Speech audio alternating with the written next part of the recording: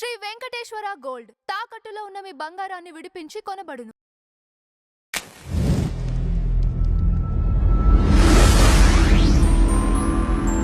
Madam నమస్కారం. నమస్తే. Madam నటి పూనం కౌర్ ఇచ్చిన తాజా ఇంటర్వ్యూలో పోసాని కృష్ణమురళి గారి పైన చేసిన కామెంట్స్ ఇప్పుడు వైరల్ అవుతున్నాయి. ఆయన వల్లే తన పెళ్ళి ఆగిపోయిందని, వాళ్ళ మదర్కి హార్ట్ స్ట్రోక్ వచ్చిందని, అసలు పెళ్లి పైన ఆ జీవితం పైననే విరక్తి వచ్చిందని చాలా కామెంట్స్ చేశారు. అప్పుడు మనం ఆయన ప్రెస్ మీట్ కూడా పెట్టడం జరిగింది. ఆ ప్రెస్ మీట్ చాలా మంది కూడా నిజమని నమ్మారు. మరి ఇప్పుడు ఈవిడ కామెంట్స్ పైన మీ అభిప్రాయం ఏంటి? ఎవ్వరి జీవితంలోనైనా సమాజంలోనైనా కొన్ని సున్నితమైన అంశాలు ఉంటాయి. ఇప్పుడు క్యారెక్టర్ ఆడవాళ్ళకైనా మగవాళ్ళకైనా ఒకటే, మనోభావాలు కూడా ఆడవాళ్ళకైనా మగవాళ్ళకైనా ఒకటే. ఇప్పుడు చాలామంది ఏమనుకుంటారంటే కేవలం స్త్రీల మనోభావాలే చాలా అత్యావశ్యకమైనవి, పురుషులదేముంది అనుకుంటారు. అది తప్పు. ఎవరికైనా మనోభావాలు సున్నితంగానే ఉంటాయి. అసలు బండగా మనోభావాలు ఉన్నోళ్ళ గురించి మనం మాట్లాడుకోకర్లా. అలా మనోభావాలు దెబ్బతినేలాగా సున్నితత్వం లేకోకుండా, అలాగే అదే ఆ సెన్సిటివ్నెస్ లేకోకుండా ఎవరైతే ఉంటారో వాళ్ళు ఏదంటే అది బండగా మాట్లాడేస్తారు. ఎవరినంటే వాళ్ళని బండగా మాట్లాడేస్తుంటారు. ఇప్పుడు ఒక మగతను గురించి ఏదైనా ఒక ఎలిగేషన్ వస్తే కూడా అది పెద్ద పట్టింపు ఉన్న వ్యవహారంలాగా అనిపించదు. కొంచెం అందరూ వెళ్తారని కాదు, కొంచెం దాన్ని అంత సీరియస్గా తీసుకోరు. అదే ఆడవాళ్ళకి సంబంధించిన మనోభావాలకు సంబంధించిన విషయం కావచ్చు, వాళ్ళ క్యారెక్టర్కి సంబంధించిన విషయం కావచ్చు, అట్లాంటి కొన్ని సున్నితమైన అంశాల జోలికి వెళ్ళడం చాలా చాలా తప్పు. అది ఎలాంటి పరిణామాలకైనా దారితీయచ్చు. మరి మనం ఇంతగా చెప్పుకోవటానికి పూనం కౌర్ విషయం ఎప్పుడూ ఒక వ్యక్తికి ముడిపెట్టి కొంతమంది కావాలని మాట్లాడేవాళ్ళు ఉన్నారు. ఇప్పుడు నిజంగా సమస్య పరిష్కారం కావాలి అనుకోండి, దానికి ఉండే పద్ధతులు వేరే ఉంటాయి. కొంతమందికి సమస్య పరిష్కారం కాదు కావాల్సింది, దీన్ని వీలైనంత మందికి చెప్పాలి. వాళ్ళ వెర్బల్ డయేరియా తోటి వీలైనంత మందికి చెప్పి, వీలైనంత మందికి ఇది అర్థమయ్యేలాగా చేసి, వీళ్ళ టార్గెట్ ఏంటి అంటే అక్కడ పూనం కౌర్ కాదు, పూనం కౌర్ని అడ్డం పెట్టుకుని ఇంకెవరినో పూనం కౌర్ భుజం మీద తుపాకీ పెట్టి పవన్ కళ్యాణ్ని కాల్చాలనుకున్నారు. దీనికోసం అక్కడ పవన్ కళ్యాణ్కి ఎట్లాగూ బ్యాడ్ నేమ్ తీసుకురావాలని వీళ్ళు డిసైడ్ అయిపోయారు. కానీ వీళ్ళకి అర్థం కావాల్సింది ఏంటంటే, మీరు పూనం కౌర్ని ఎన్నుకున్నారు కదా, ఆ అమ్మాయి జీవితం కూడా నాశనం అవుతుందిగా. అదే మీరు మీ ఇంట్లో వాళ్ళ ఆడవాళ్ళ మీద అయితే భుజాల మీద తుపాకులు పెట్టి కాలుస్తారా? ఎక్కడో జగన్మోహన్ రెడ్డి లాంటి వాళ్ళు కాలుస్తారు. కానీ ఇప్పుడు జగన్మోహన్ రెడ్డి చేసింది ఏంటి? ఇలాంటి విషయమే, మరీ ఇలాగ కాకపోవచ్చు. నీ గురించి బాలకృష్ణ ఇంట్లో నుంచి కొన్ని కామెంట్స్ బయటకు వస్తున్నాయి, అవి సోషల్ మీడియాలో అంతా తిరుగుతున్నాయి. నీకు పలానా హీరోకి ఏదో లింక్ పెట్టేసేసి మాట్లాడుతున్నారు అని చెప్పి వాళ్ళ చెల్లెల్ని రెచ్చగొట్టేసేసి వాళ్ళ చెల్లెల చేత ఆంధ్రప్రదేశ్లో కాకోకుండా హైదరాబాద్లో కంప్లైంట్ ఇప్పించాడు. అక్కడ ఏంటి వాళ్ళ లక్ష్యం ఏంటి? ఇదంతా తెలుగుదేశం వాళ్ళే చేశారు అని తెలుగుదేశాన్ని దెబ్బతీయటానికి చెల్లెల పేరుని వాడుకున్నాడు. కానీ మామూలు బయటి జీవితాల్లో ఇంత దారుణంగా అయితే ఎవరు సొంత వాళ్ళే చెల్లెళ్ళ జీవితాలతో ఆడుకోవటానికి ఇష్టపడరు. కానీ ఇక్కడ పూనం కౌర్ ఎవరు ఏంటి? ఒక యాక్టరు. సినిమాల్లోకి వచ్చారు అంటేనే వాళ్ళకి ఒక క్యారెక్టర్ ఉండదు, వాళ్ళకి సిగ్గు ఉండదు, వాళ్ళని అడ్డం పెట్టుకోవచ్చు. ఆ సినిమా యాక్టర్కా పెళ్ళెందుకు? ఇలా ఉంటాయి వీళ్ళ ఉద్దేశాలు. ఉండి ఆ అమ్మాయి భుజం మీద పెట్టి పవన్ కళ్యాణ్ని కాల్చాలి అని, పవన్ కళ్యాణ్ ఇమేజ్ని డ్యామేజ్ చేయాలి అనుకున్నారు.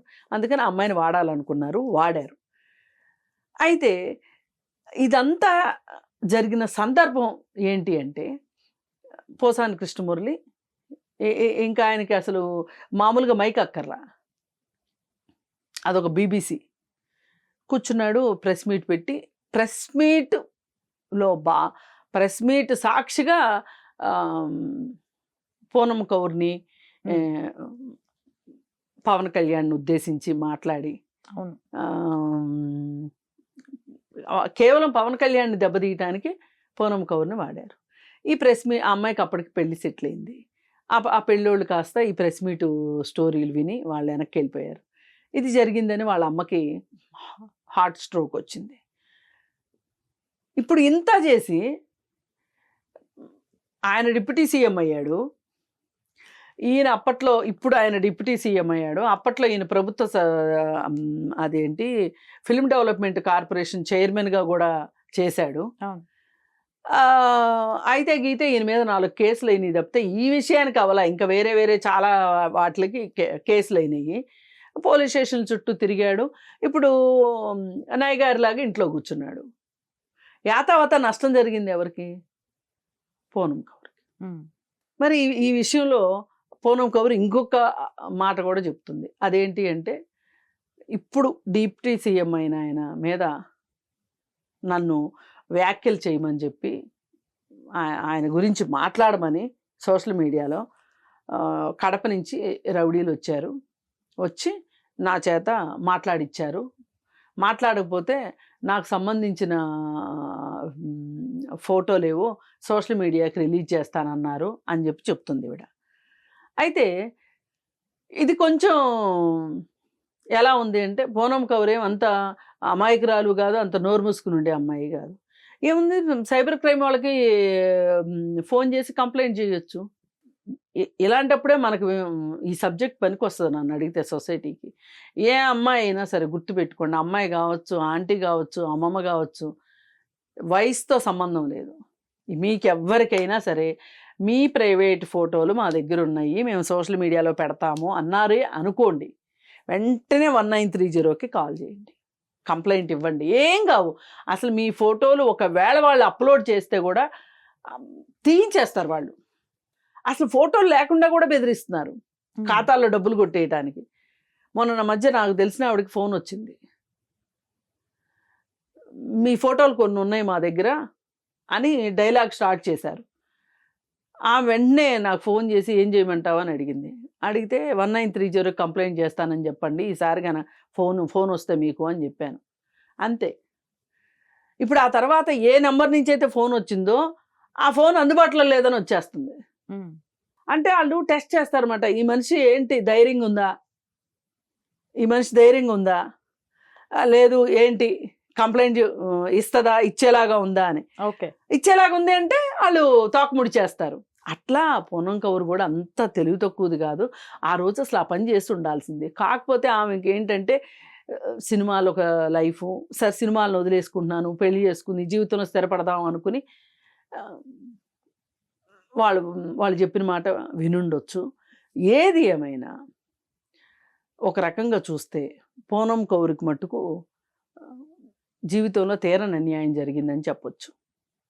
బహుశా ఇన్ని గందరగోళాల మధ్యనే ఆమె కంప్లైంట్ ఇవ్వటానికి కూడా మనం మొన్న ఒకసారి కూడా అనుకున్నాం, అవును అవును, ఈమె కంప్లైంట్ ఇవ్వచ్చు కదా, ఎందుకు కంప్లైంట్ ఇవ్వదు అని. కరెక్ట్. అంటే ఇంత పెద్ద, నేను ఒక సెలబ్రిటీని, నేను వెళ్తే ఇమ్మీడియట్గా వార్తల్లోకి వచ్చేస్తాయి. ఇప్పుడు మామూలు వాళ్ళు ఎవరైనా వెళ్ళి కంప్లైంట్ ఇచ్చారనుకోండి, వాళ్ళని పేపర్లో వేయటానికి పేపర్ వాళ్ళు కూడా ఇష్టపడరు. ఒకవేళ వేసినా కానీ మొహం కనపడకుండా వేస్తారు, పేర్లు మార్చేస్తారు. అదే సెలబ్రిటీలు అనుకోండి, వాళ్ళ పేర్లు వేసేస్తారు, వాళ్ళ ఫోటోలు ఏ పాతవి ఉంటాయి కదా తీసుకుని వేసేస్తారు. ఇప్పుడు ఊరందరికీ చులకనమాట సెలబ్రిటీ అంటే. అందుకని ఏంటంటే ఏది ఏమైనా సరే ఇట్లా రాజకీయాలకి ఆడవాళ్ళ జీవితాలని ముడిపెట్టి వాళ్ళ జీవితాలను నాశనం చేసే మట్టుకు హక్కు ఎవ్వరికీ లేదు. ఒకవేళ ఎవరన్నా అలా చెయ్యాలని చూస్తే కూడా మీరు 1930కి కాల్ చేయండి. లేదు అనుకుంటే ఉమెన్ వెల్ఫేర్ సెంటర్స్ బోర్డులు ఉన్నాయి, చాలా ఉన్నాయి. ఇవాళ మాట్లాడాలి అనుకుంటే 181కి కాల్ చేయొచ్చు. అది ఇది కాదంటే 100కి కాల్ చేయొచ్చు.